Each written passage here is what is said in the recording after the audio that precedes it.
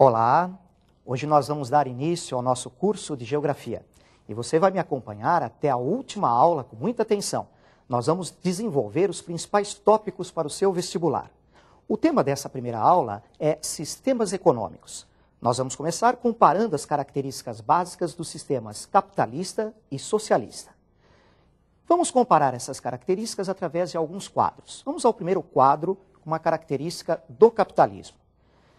Os países capitalistas desenvolvem uma economia de mercado. Há um jogo entre oferta e procura, uma busca do lucro. Este jogo entre oferta e procura é muito importante nessa economia de mercado.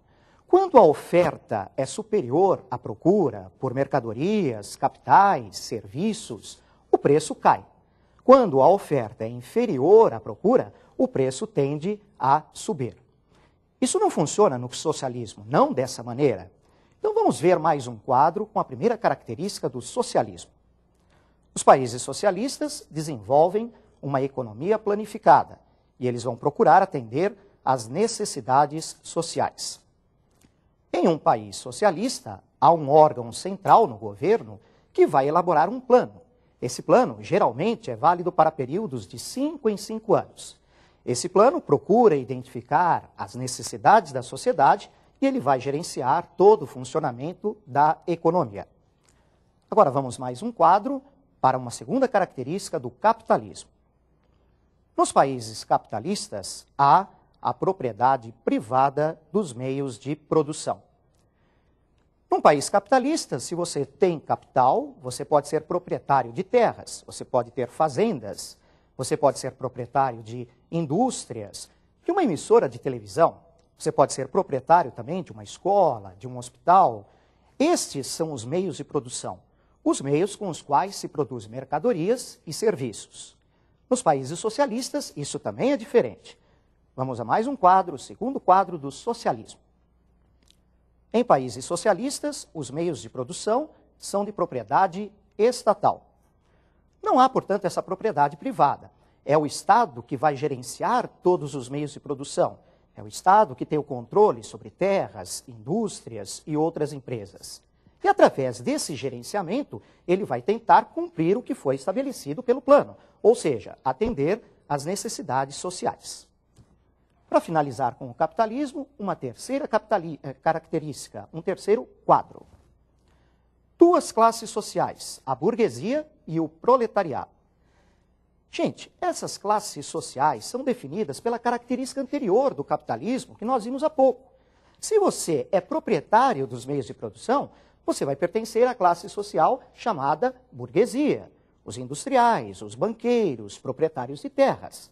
Se você não é proprietário dos meios de produção, você vive da sua força de trabalho, que você troca por um salário, aí você pertence a essa outra classe, que é o proletariado.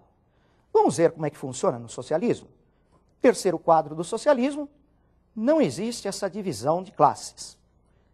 E por que não existe essa divisão de classes? Bom, você viu há pouco, no socialismo, todos os meios de produção estão nas mãos do Estado. Não há a propriedade privada dos meios de produção. Então é claro que nós não podemos fazer essa divisão entre burguesia e proletariado. Certo? Muito bem. É importante lembrarmos também daquela clássica divisão dos países do mundo em primeiro, segundo e terceiro mundo. Vamos ver também essa divisão através de alguns quadros. O primeiro quadro, países capitalistas desenvolvidos formam o primeiro mundo.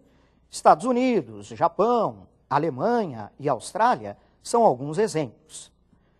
Esses países capitalistas desenvolvidos geralmente são muito industrializados. São países que têm um padrão de vida muito bom. Os seus indicadores socioeconômicos são muito positivos. A população cresce lentamente.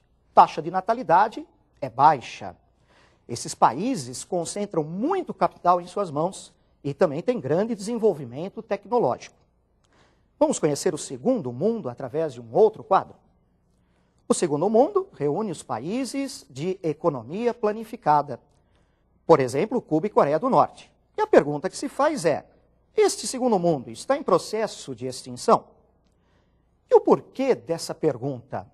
Veja, A maior parte dos países que eram socialistas, que tinham a economia planificada, realizaram reformas econômicas e políticas e acabaram abandonando o socialismo, retornando à economia de mercado.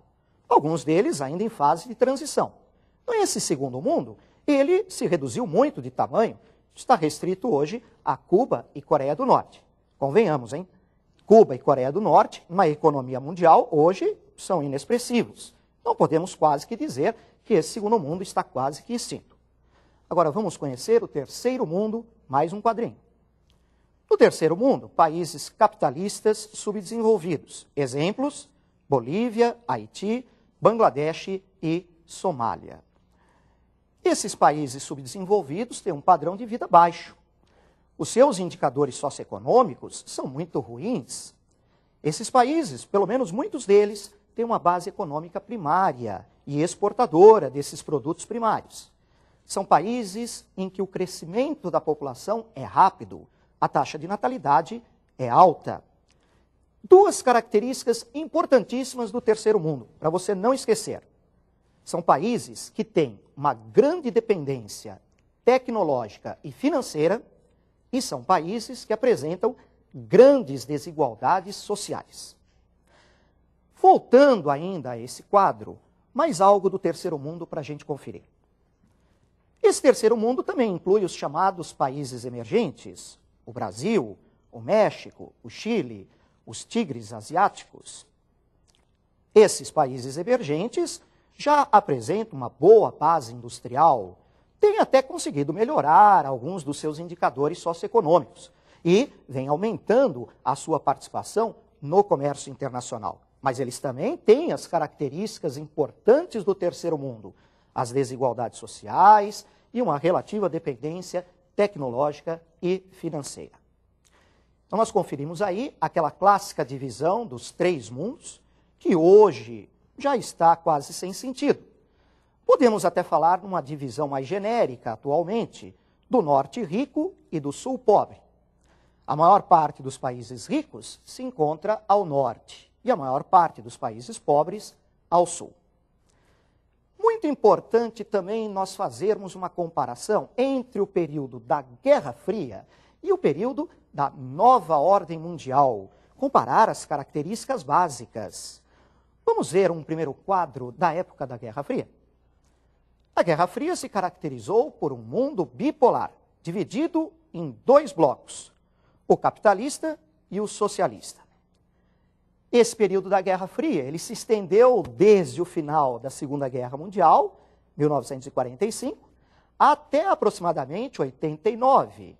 Lembrando que em 1989 ocorreu a queda do Muro de Berlim. Né? Agora vamos ver uma primeira característica do período da nova ordem mundial. É um mundo multipolar, com vários polos de influência. Destaques para Estados Unidos, União Europeia ou Europa Unificada e Japão. Nesse mundo multipolar, há a possibilidade do surgimento de vários polos de influência mundial. Esses três que você viu no quadro são os três mais importantes, mas podem surgir novos polos de influência. Estados Unidos continua sendo uma grande potência. Vamos a uma segunda característica da época da Guerra Fria, mais um quadro. A disputa política, ideológica, estratégica e militar entre as duas superpotências, Estados Unidos e União Soviética. Foi um período realmente complicado para a história da humanidade. Essa disputa levou, inclusive, à formação de alianças militares. No período que nós conhecemos como Nova Ordem Mundial, a característica é um pouco diferente. Vamos ver o quadro.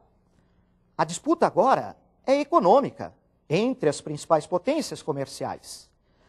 Há uma intensa briga por mercados consumidores. Nós observamos que a disputa é principalmente comercial. Nós temos as relações comerciais sendo muito mais importantes nesse período atual.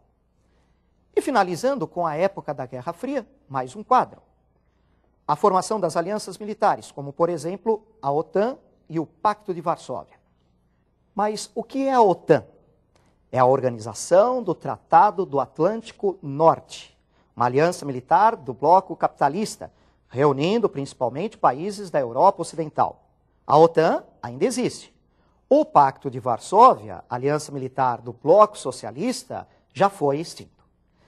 E vamos agora a uma terceira característica do período da nova ordem mundial, mais um quadro.